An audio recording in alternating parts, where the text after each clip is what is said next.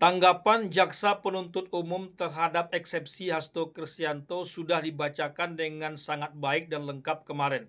Bahkan soal salah ketik atau penyebutan pun yang sebelumnya dianggap fatal oleh penasihat hukum Hasto dijawab juga dengan sangat jelas oleh Jaksa Penuntut Umum bahwa itu murni kesalahan manusiawi biasa dan dibenarkan oleh peraturan yang berlaku karena tak memuat ketentuan baru terhadap dakwaan yang sudah dibacakan sebelumnya.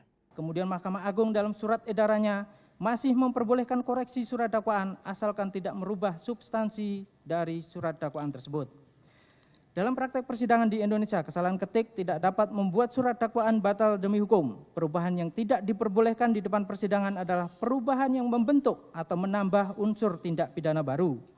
Sepanjang tidak membuat tindak pidana baru, perubahan atas surat dakwaan dapat saja dilakukan penuntut umum. Koreksi redaksional tidak ubahnya seperti renvoi dalam sebuah akta perjanjian, dan koreksi atas kesalahan redaksional tidak terikat pada pasal 144 KUHP.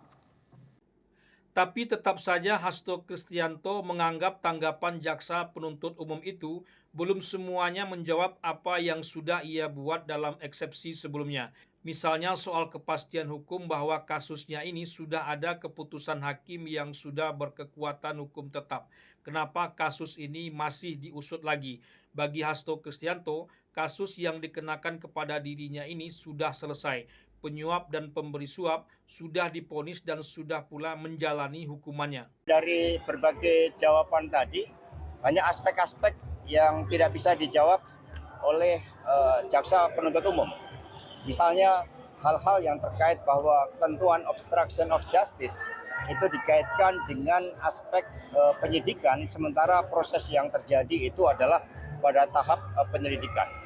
Demikian juga hal-hal yang sebenarnya sangat substansial untuk dijawab terkait dengan pelanggaran HAM, pelanggaran asas kepastian hukum, mengingat sudah ada proses pengadilan yang telah mengambil keputusan hukum tetap, dan kemudian berbagai dakwaan yang cenderung dipaksakan. Hal tersebut tidak dijawab oleh jaksa penuntut umum, karena itulah kami percayakan kepada seluruh majelis hakim untuk dapat mengambil keputusan terbaik atas eksepsi yang kami ajukan.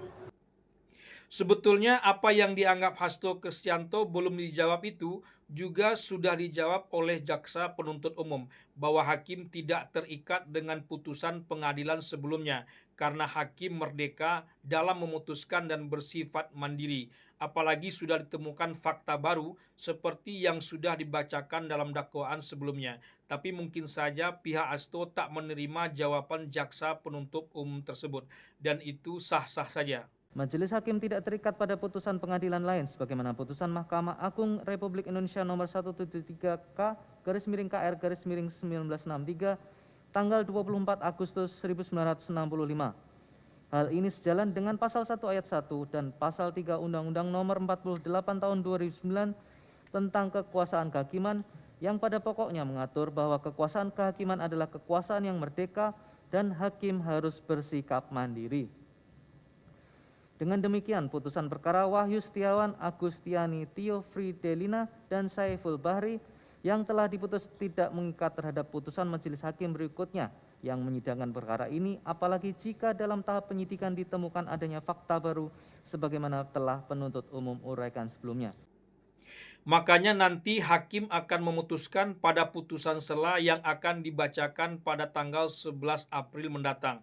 Masih sekitar 2 pekan lagi. Hakim bisa saja menerima atau menolak eksepsi terdakwa. Tapi melihat dari dakwaan dan tanggapan jaksa penuntut umum, agaknya kasus Hasto Kristianto ini akan terus berlanjut pada pemeriksaan pokok perkara yang artinya eksepsi dari terdakwa akan ditolak.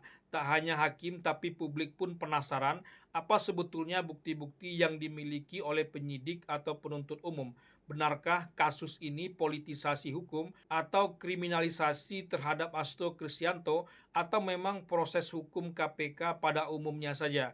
Menarik sekali kalau nanti di tengah pemeriksaan bukti-bukti Harun Masiku bisa ditangkap oleh KPK.